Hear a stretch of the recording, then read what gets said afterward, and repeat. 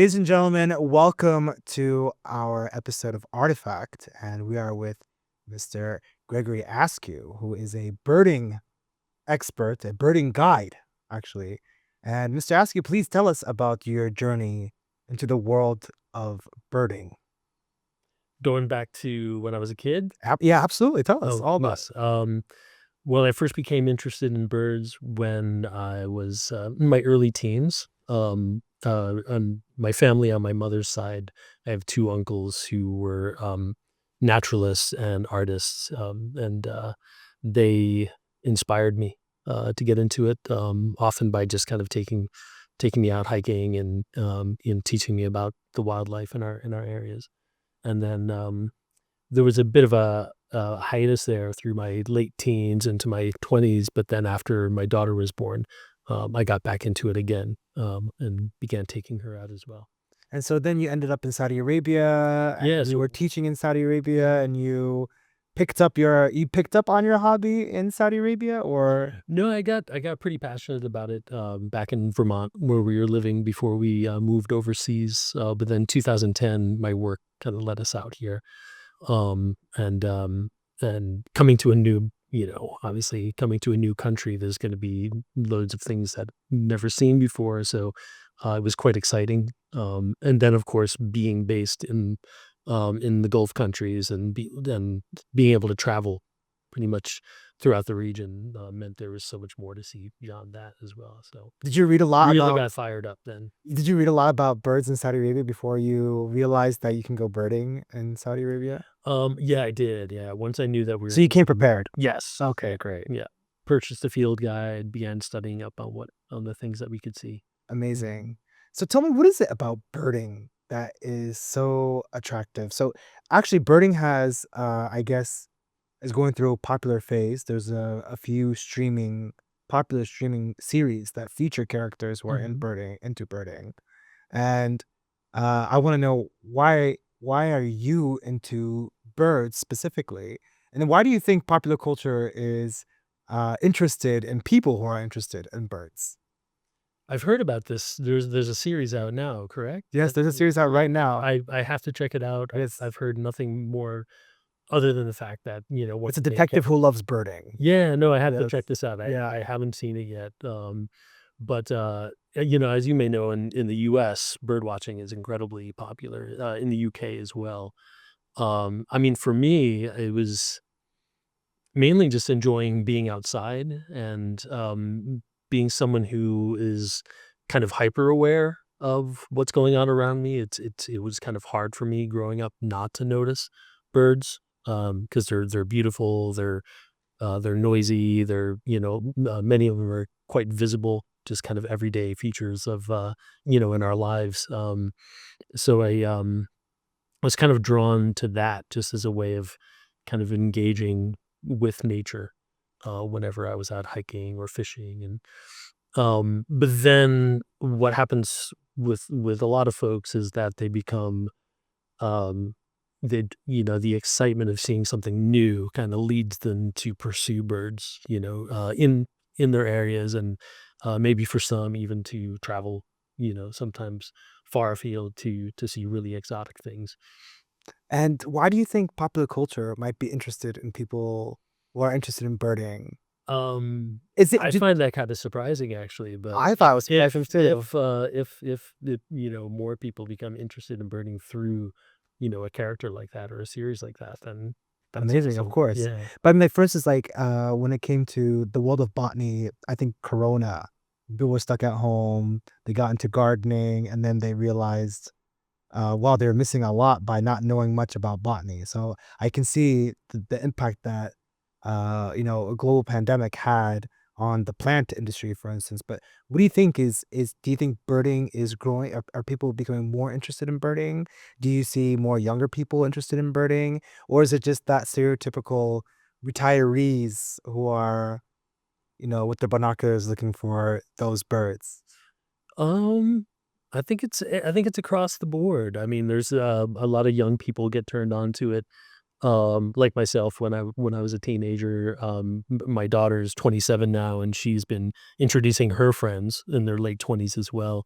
to birding, and they're getting excited to kind of go out and join her on her excursions. But then others, like some of my recent guests, they retired, and they were maybe interested in photography, then switched to bird photography, and then from there they just became, you know, um, began learning more and became more interested in the birds themselves beyond just as photographic subjects. So essentially, fishing is trying to catch the fish. Some people take photos with them and then release them. Some Mhm. people end up eating them.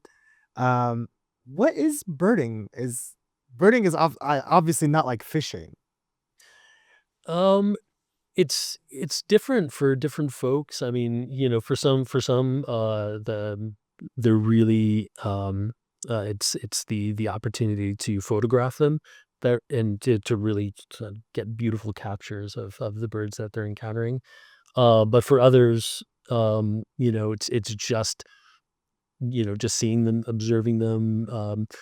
Some amateurs like myself, begin to sort of move in the direction of ornithology when we start, you know, um, asking questions about the birds we're observing, and then from that, perhaps contributing something to the knowledge that we have about them. Essentially, you're a citizen scientist. You're documenting the existence of these birds. You're seeing you might be able to report on how often they occurred in nature. So essentially, you are, of course, conservationists. You're scientists. You're citizen scientists. Do you think um, the kind of work that you do, are you able to kind of synergize it with some more, let's say, professional scientists, or are you able to submit some of your photos to scientists who are working on the conservation or the preservation of the bird populations or bird species?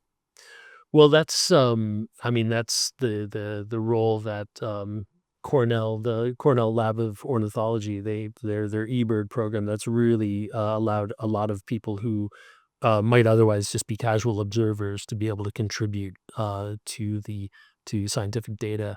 And then those that do take photographs or make recordings, of bird vocalizations, they can upload those through eBird to Macaulay Library, and then all of that's accessible to researchers as well. So even the casual observer, like I said, if they're just sharing what they're seeing, they could be contributing to our broader knowledge about birds, and as you mentioned, their distribution. You know, that's especially important in Saudi, where there's not a lot of bird watchers.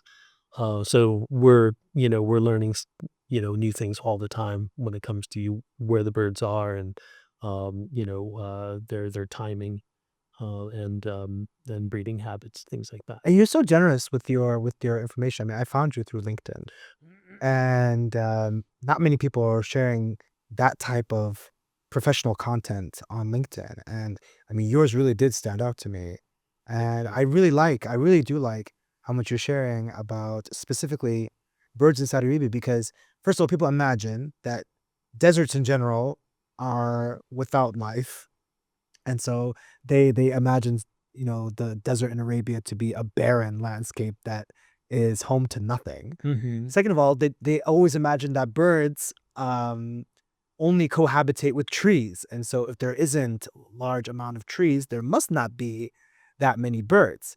And so I think the role that you're playing as a birder in Saudi Arabia is raising awareness for birds in Saudi Arabia. Tell me, what are some specific challenges that you think birds face in Saudi Arabia? Oh, geez, challenges. Climate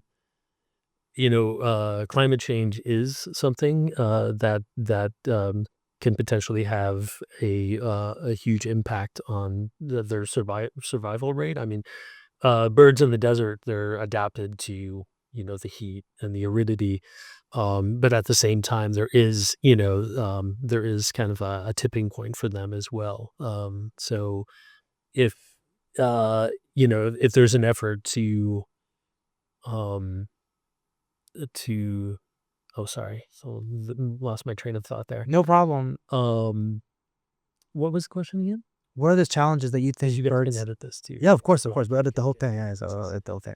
What we want to know is, what are some specific challenges that birds face in Saudi Arabia. Like plants, they're facing overgrazing, Oh, yeah. poaching. Mhm.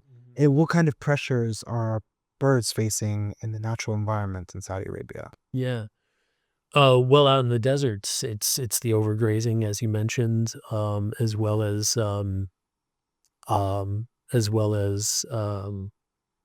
loss of habitat through increased desertification as well. In the mountains, an issue has been illegal logging, and I think that's under control now. But there's also been loss of habitat on account of climate change or shifting sort of weather patterns. So Sheer places. development, urbanization. Oh, that's a huge one as well. Yeah, especially you mentioned you're familiar with Sonoma. Yes, It's an area of critical importance, but it's under so much pressure because of how beautiful it is and it's so beautiful. what a popular destination it is. So, For especially for birders. oh yeah. There's a line in a poem about Tanoma, a very famous poem about Tanoma, that says, the English translation is, uh, I was in Tanoma and it was so beautiful. I lost my mind and my family could do nothing about it. And I mean, that is one of the most famous lines about Tanoma. And we were talking about Tanoma because I asked you, before we started recording the podcast, where the most bird biodiversity is. And you surprised me by telling me it's in the southern part of Saudi Arabia. Tell me more about why is there so much bird biodiversity in Saudi Arabia and not, for instance, the eastern province or the north or over there in Tabuk or Lala. Oh, well, okay, I should correct that to say just biodiversity in general. The Asir Highlands are the richest places in the kingdom. But there's high level of endemism there because of the isolation at the higher elevations. So that's where we find the Asir magpie, which can only be found in the highlands of the Asir region and Jazan. It's because of those elevations and the fact that it's the region that receives the most precipitation in the kingdom that those birds hang on there. Um, but in terms of numbers, there you can see lots of different species, migratory and resident in the eastern region or even the central region here, like in Riyadh. There's a lot that passes through and resident birds that live, for example, in Al Hair along the Riyadh River. Yes. Yes, but in terms of just general biodiversity, the Sea region is top. Well, of course. I mean, there's a huge amount of plant biodiversity in Asir as well. It's Hmm. the highest. 85% of all different kinds of species that occur in Saudi Arabia are occurring mostly Hmm. in the Asir province. So I can only imagine the role that plant biodiversity, the climate, um, the relative controlled development of that area, how it has preserved the amount of bird biodiversity. Hmm. But now, birding is not just your hobby, it's your profession. And so I want you to walk me through. I'm going to go with you birding. What are we doing exactly? How does this day start? What time? What are we doing? Oh, yeah, the days always start early. They always start before sunrise. Like tomorrow, for example, we're going to be off. We're heading out at 4 a.m. Yes. And then we're going to drive into the sort of flat sand gravel desert about an hour or so north of here. Okay. And but looking for one bird in particular. It's the Arabian lark, and something like 95% of its global population is found can be found in Saudi. But because they like sort of expansive sort of desert habitat, they can be quite, and also because they're nomadic as well, they can be quite challenging to find. So Uh, so they're not only migratory, but they're also nomadic, or they're not migratory, they're just nomadic. Not migratory, but nomadic. Yeah, Okay. they tend to move to areas that where there had been recent rains. So the quality of the vegetation sort of Nice. suits their So needs. they leave their nests.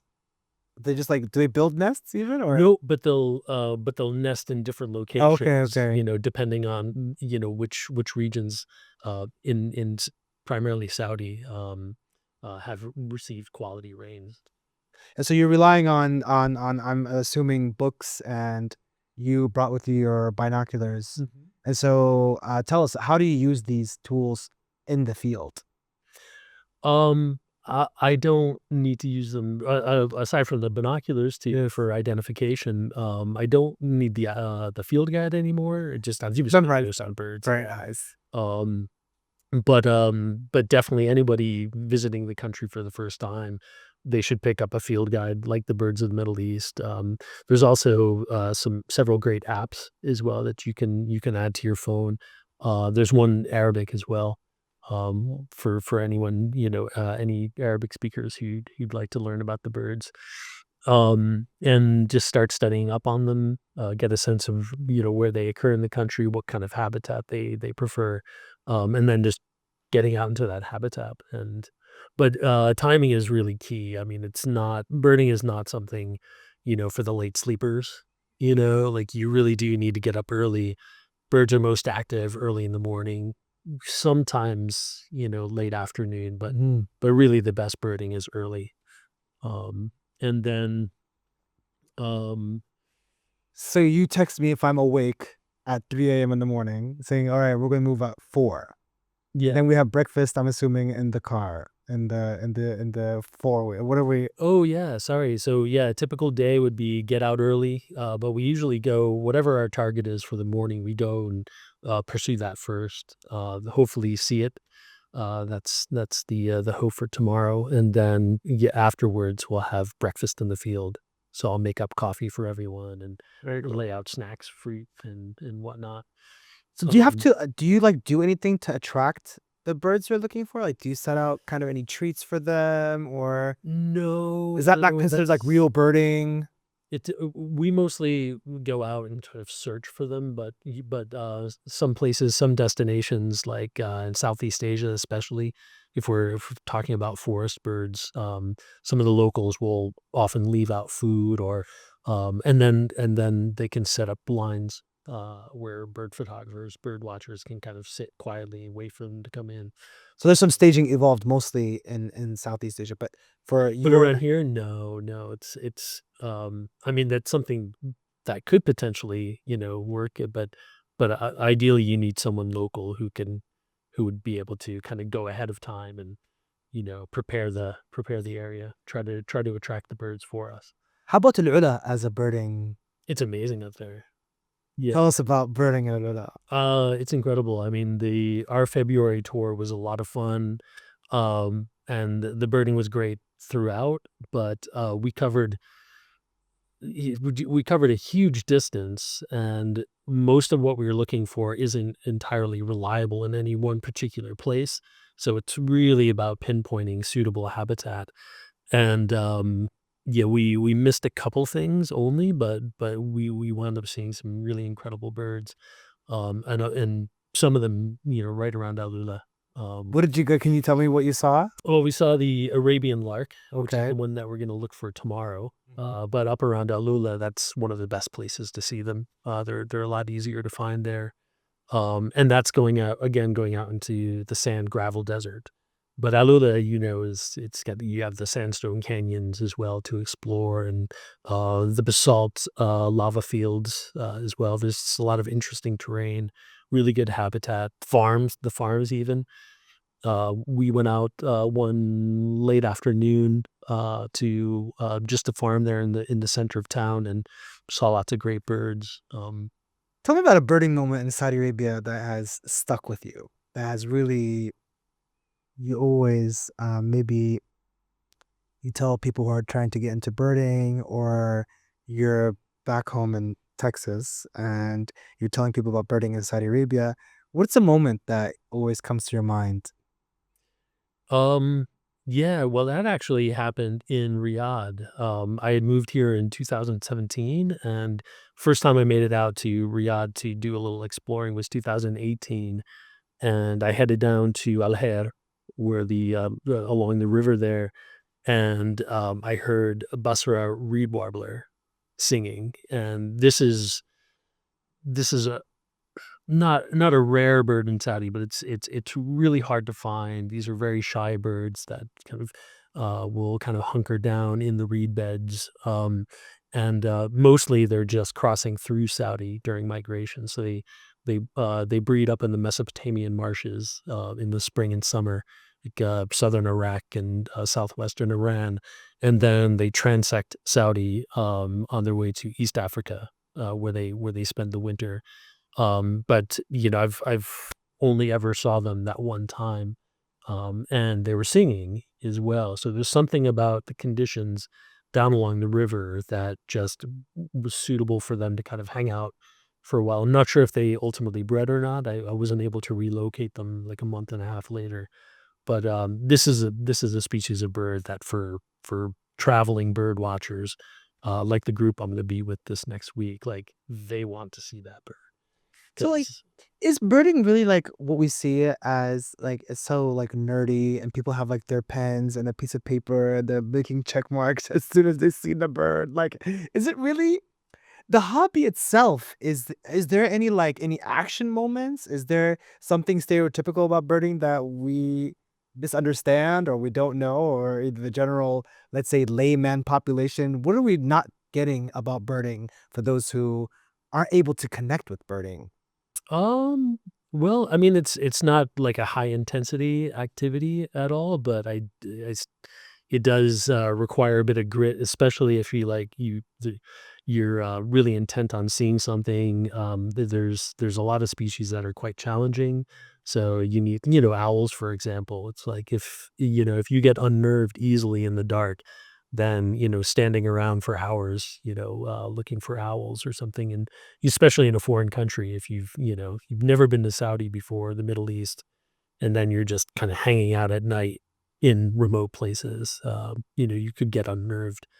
So the people, like myself and like, my guests who do a lot of traveling and you're, trying to see as many species globally as we can, it does mean kind of putting yourself out, getting out of your comfort zone, in a way. And, even back home, I mean, to be honest, birding around Texas, certain places where you might, not feel quite as comfortable. But if you go and spend time in those places, you can have amazing encounters and see wonderful wildlife. And So how many different birds have you documented so far as you seeing them? Like, do you have a checklist? oh, I do. I have a life list. A life list. Yeah, I need to be boosting that life list with more travel, especially now that we're back home, Yeah. getting to Central America, South America, Yes. never visited, and the bird life there off the charts. But for Saudi, I have a Saudi list as well. How many different birds in Saudi? Um, I've heard that there's over 500. Uh, Okay. I don't 500 know I don't species. know what that have been documented. Okay. So, Yeah. some of them not regularly occurring, but, yeah, maybe they've been documented How many of them as have you seen? vagrants. 363. Oh, so you're very close. Mhm. You're very, very close. But And we were talking about you were mentioning that birds are traveling from Mesopotamia through Saudi Arabia to get to East Africa. Why are they flying over Saudi Arabia? Out of like, they could just fly over the Mediterranean. They could fly over Egypt. They could fly over, maybe Oman through the Arabian Sea, it's or the Arabian Gulf. most direct way, as the bird flies. And so, But it depends where they're coming from, exactly. So, with the Busra reed warbler, it is just the straightest shot right across Saudi. But what's happened in Arabia is that as the countries have become more developed, there's more landscaping, more farms that have been developed over the years, more and more habitats being created in Arabia, where birds that used to just pass through and then winter in Africa are now opting to spend the winter or staging a little bit longer in Saudi than they usually. And also some have taken to breeding as well. What about any invasive species? Have you documented any invasive species? Have you No, only the ones that have been here for a while. Yeah, like you mentioned, rose-ringed parakeets before. Yes. Yeah, so those have been introduced. That's when we saw them up in Alula recently. Oh, okay. Yeah, they're beautiful birds, but they are invasive. They are introduced invasive and um, can be detrimental to What kind food farms and Yeah, I was gonna ask you, plantations. what kind of effect can they have on the environment? Yeah, I don't think they're popular with the date farmers. That's for sure. No. Yes. And they're very loud. Hmm. They're very, very loud. And, they almost want you to see them. I wanna know, what do you think about the role of birds in traditional, Saudi culture? Like, we could talk about the falcon, Hmm. maybe about the pigeon towers. Well, pigeon tower. Oh yeah, is that more like in the cities? Like the pigeon coops? The pigeon coops, yeah, you know what I'm talking about? Like those Hmm. the ancient ones. On the rooftops. No, not the But rooftop. You see like huge there's these like in Qatar especially, like, you'll Mhm. see these tall pigeon towers, pigeon apartments. I'm Not not too familiar? Okay. familiar with it. What falconing? Can we ask you about falcons? Are you good with falcons? Are you Not with the falconry necessarily, but a little bit with the culture for So yeah, one of the examples that you gave of an invasive bird in Saudi Arabia is the ringneck, rose-ringed the rose. parakeet. I believe they're also called ringneck parakeets as well too. Yeah. And so what kind of damage do they cause to the environment? Are they only damaging towards the environment, or they're also damaging to No, commercial activity? I think they impact like fruit production, like the date plantations and things like that. But there's other invasive introduced species which are a little more damaging to local bird populations, Yes. like the mynas, which you see around town, Yes. the common myna. Those are ones that they can compete with native birds. House sparrows. They're not really. I think they got here of their own steam. Yes. But even still, they're really aggressive. They spread quite quickly Yes. throughout the country. And speaking of sparrows, there was this experiment that the Chinese did, I think, in the 1940s. They tried to eliminate all the sparrows. So Mao Zedong told the Chinese that you need to kill all of the sparrows. And then it was like one of the seven pests. So they killed all the sparrows, literally. Mhm. And then like all the crops got eaten up by insects. Literally, like it's like oh biblical punishment. It Mhm. was terrible for them. Why did it? Was it because they were saying that the sparrows were affecting the The crop? sparrows were eating a little bit of their cereal grains. You know Mhm. what I'm saying? But in comparison, like the damage that they were doing, obviously they were helping way much more than the small bribes that they were taking from the farmers Mhm.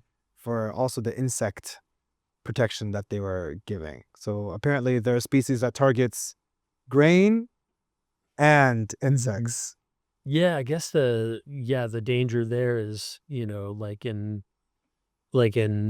Arab culture, for folks who aren't aware of the variety of different species and the different things that each individual species eats, Yes. everything's a sparrow. Yeah. Exactly. Exactly. So what else did they kill during that time? Yeah. Perhaps things that would have otherwise eaten the insects Absolutely. and help manage the other pests. Absolutely. Yeah. And there's some weird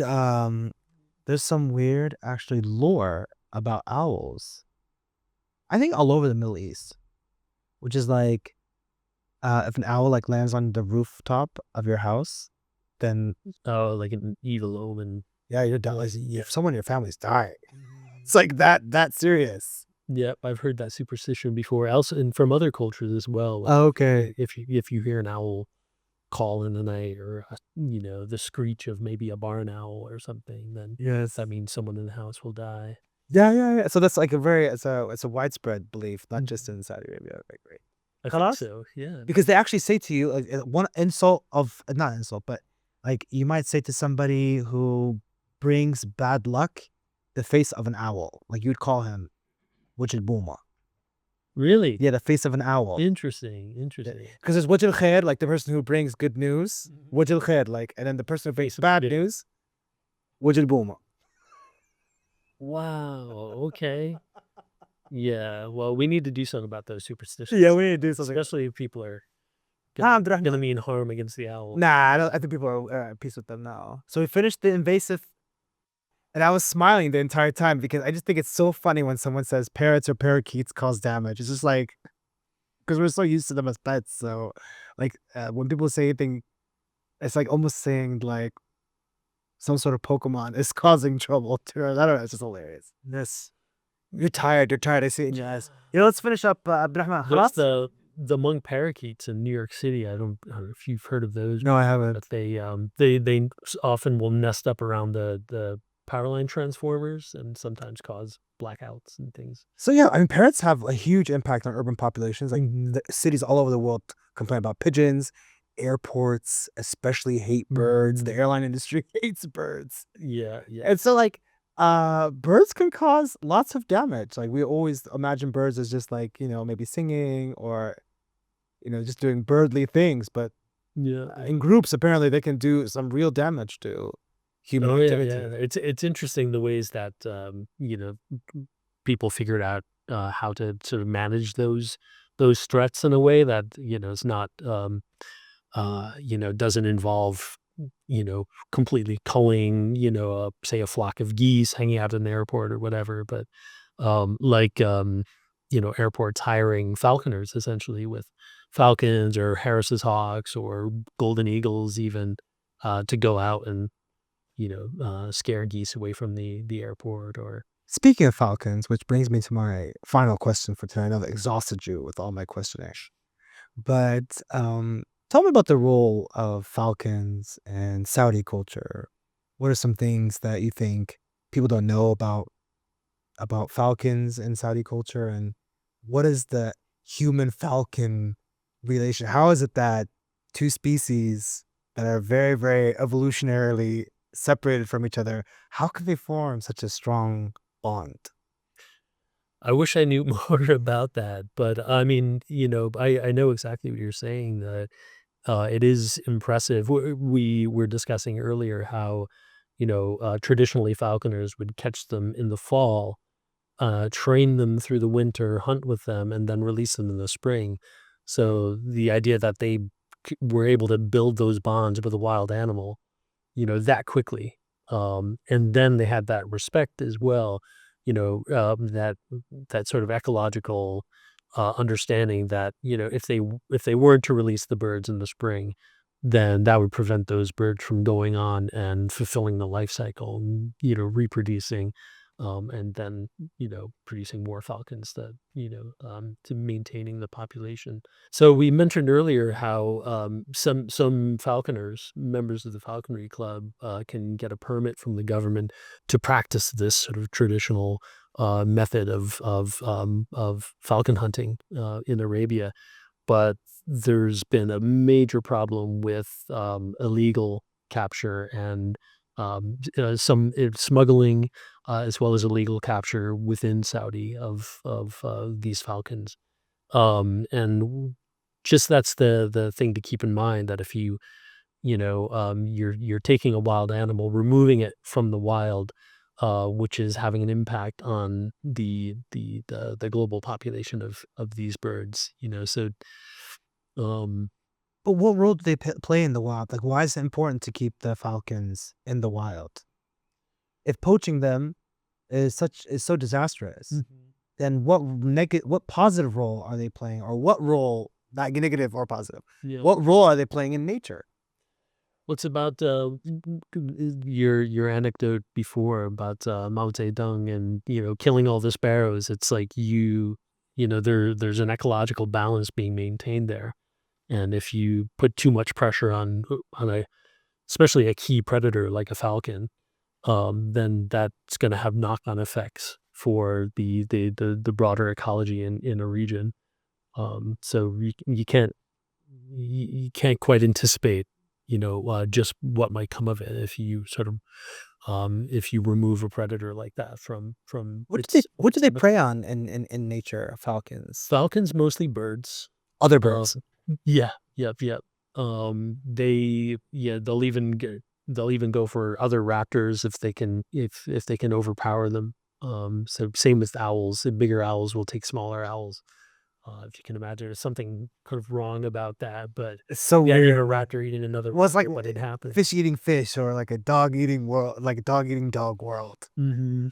Absolutely. I want to know about your favorite bird. That's gonna be my final question. I promise.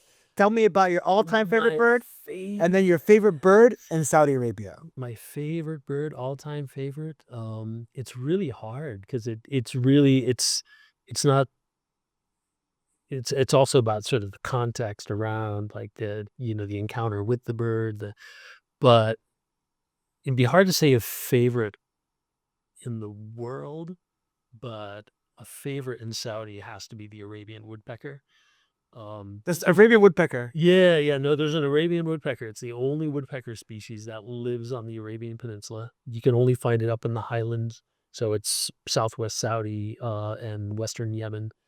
But it was one of the birds that led me to accept a position in Saudi before things opened up Wow. to international tourism. Yes. So really the only way for me to get in was to get a job. Oh, what? That is a sacrifice. I will go get a job just to see the Arabian woodpecker. Wow. Oh, absolutely.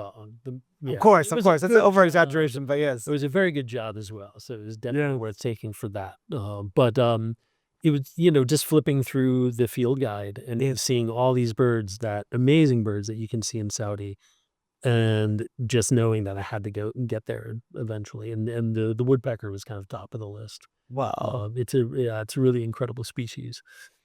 You know what? I'm actually very interested into this hobby, and I can't wait to have the honor and the pleasure to go birding with you one day.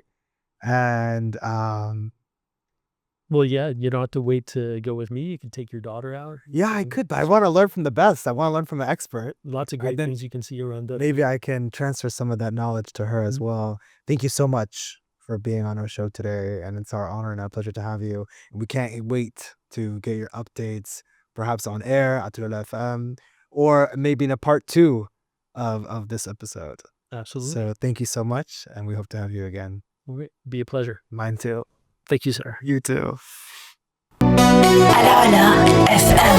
The sound of Arabia.